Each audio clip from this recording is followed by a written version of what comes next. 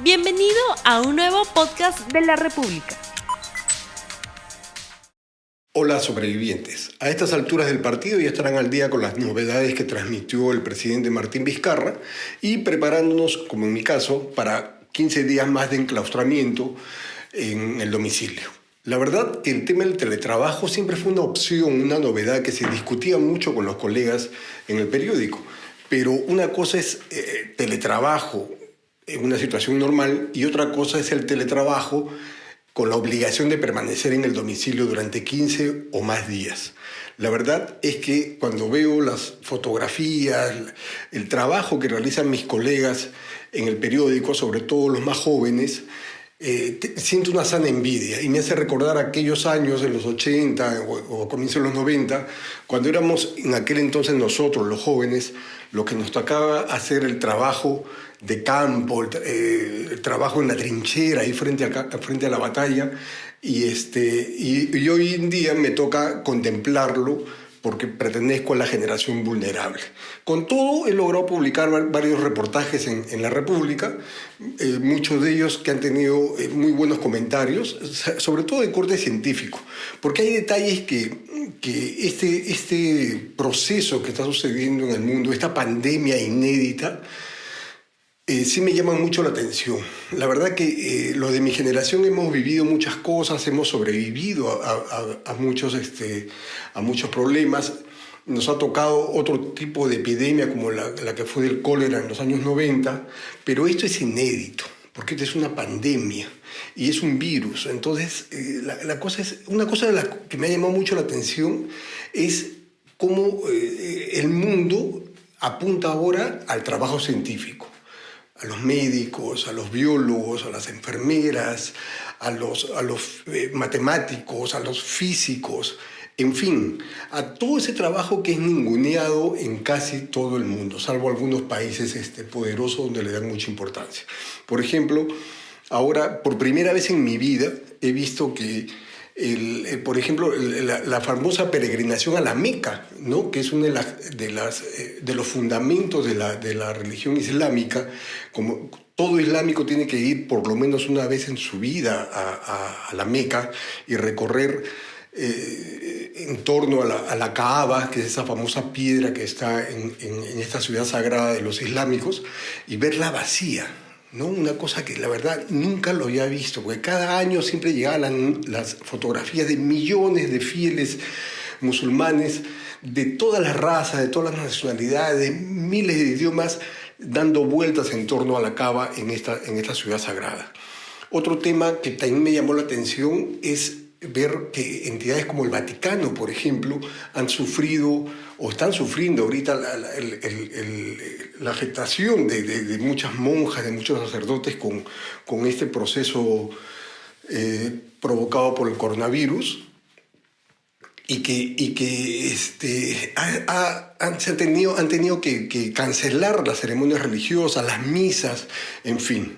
Igual ha sucedido con otras iglesias cristianas, por ejemplo, pero sin embargo hay algunas que son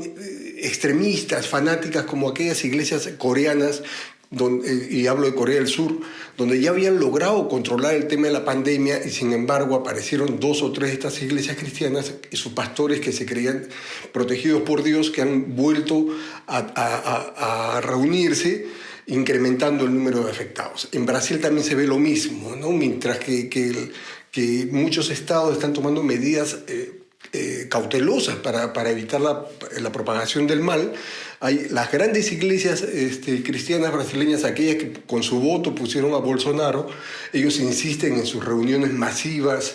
en fin, con un total descuido por la salubridad y sin pensar en el bien ajeno, ¿no? Esa es una de las cosas que a mí me ha llamado mucho la atención. Otra de las grandes religiones de esta época es el fútbol, por ejemplo, ¿no? Cuando yo leí hace apenas 2 semanas que se estaban cancelando la Champions, la Liga Española, esos partidos, la verdad que como que se me derrumbaba un poco mi espacio de recreación, porque uno siempre confía en ver un buen partido un fin de semana, En fin, ahora no hay nada de eso y tenemos que acostumbrarnos a sobrevivir sin eso. Sin embargo, tanto estas iglesias como estos clubes futbolísticos manejan miles de millones de dólares, que son precisamente lo que les falta a todos estos biólogos, a todos estos científicos, a los sistemas de salud en casi todo el mundo. Vemos, por ejemplo, en Italia y en España, donde se gastan millones en los torneos de fútbol y la precariedad de sus servicios médicos, en fin. Este tipo de cosas yo creo que van a servir para modificar en algo la situación de muchos, de lo que es la investigación científica, de lo que es la atención de la salud, etc. Una cosa que publicamos hace unos días fue, por ejemplo, el esfuerzo que ha hecho un grupo de ingenieros biomédicos de la Universidad Católica de Lima, dirigido por el doctor Benjamín Castañeda, que ellos tienen diseñado un prototipo de respirador pulmonar que puede utilizarse en caso de emergencias. Uno de los momentos más dramáticos de esta pandemia en Italia fue cuando un médico reconoció que por la falta de estos respiradores pulmonares tenía que elegir entre sus pacientes a ver quién sobrevivía y quién no por la carencia del aparato. Los científicos peruanos tienen una propuesta para hacer un prototipo, una cosa mucho más barata, y parece que el reportaje tuvo mucha pegada, ¿no? Se leyó bastante, tuvo repercusión, han sido convocados por el gobierno, que tengo entendido por la PCM, y espero que se pongan las pilas para fomentar este tipo de iniciativas científicas. Algo similar sucede con unos ingenieros en la Universidad de Ingeniería, en la Nacional de Ingeniería, pero también yo creo que se ha debido convocar a todas las universidades para saber qué laboratorios pueden aportar, para contar con sus estudiantes, para diseñar aplicaciones que sirvan para el control de los pacientes que están en sus domicilios con la amenaza de contraer estas gripes o estas neumonías provocadas por el coronavirus. Creo que esa es una de las cosas que ahora espero que en el Perú nos haga repensar el tema científico, nos haga repensar el tema educativo y que sirva para impulsar